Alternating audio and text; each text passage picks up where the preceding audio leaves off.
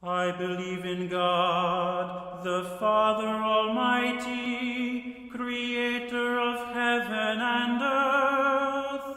Amen. Amen. I believe that God came down from heaven. There is certainly a comic side to the stage setting in this part of the creed. The one through whom all things were made seems to be going up and down through his creation like a child playing on an escalator in a big store. Christmas, down. Holy Saturday, further down. Easter Sunday, up. Ascension, up again. And he will come again at the end of the world, coming down again. Those who oppose Christianity say that all this is impossible, and they're right, it is. How can the creator of everything find himself within his own creation? If you were a computer programmer, it would be like you writing yourself into your own program. Yes, it's impossible. And yes, it did happen. But it is necessary to be very, very careful at this point. It is the mark of a cult that its members like to believe impossible things. Belonging to a cult is a way of knowing things that other people can't know. This distinction between insiders who know and believe and outsiders who don't know and don't believe is what keeps a cult in existence. The relevance and the danger of all this is that there are people who want their Christianity to be a kind of cult.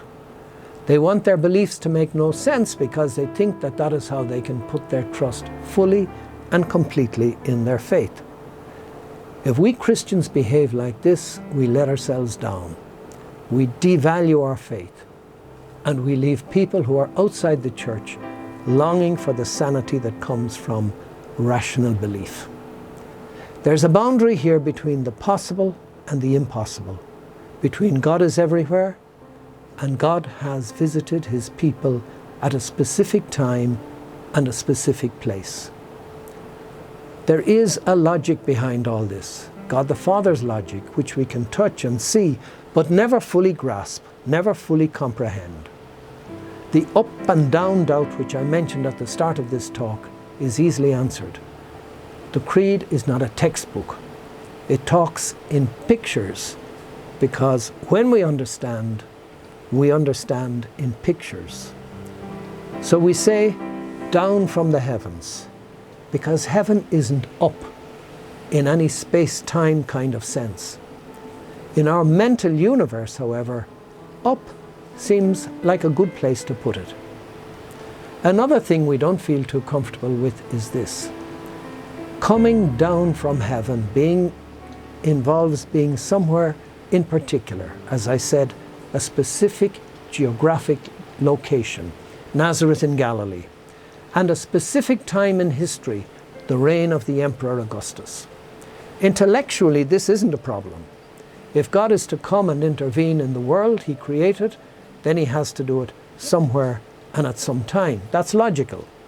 But all the same, there's no getting away from the feeling that it's not fair. Why did Jesus come as a Jew? The novelist Hilaire Belloc, I believe it was, said, "How odd of God to choose the Jews. And why did he come in the Roman Empire?"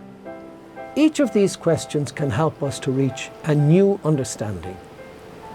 There comes a point when the answers, even if they are correct, do not satisfy the heart. And yet there are no other answers, and yet no other answers present themselves. Then we can really fall back on saying that God is what God is, and God has acted the way God has chosen to act. But theology is not the only place where this happens.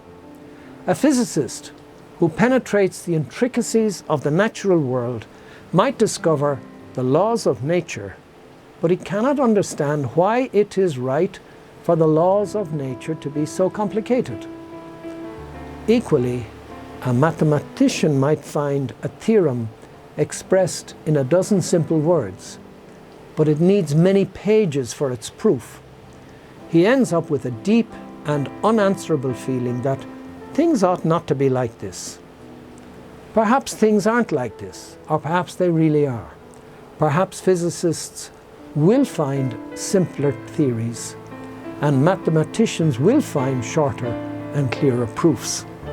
Perhaps in heaven, we will be able to understand God the Father's reasoning. As for that day and hour, nobody knows it, neither the angels in heaven nor the Son, nobody but the Father alone. Matthew 24:36. The next phrase we have to talk about is how God became incarnate. Remember, carne means meat.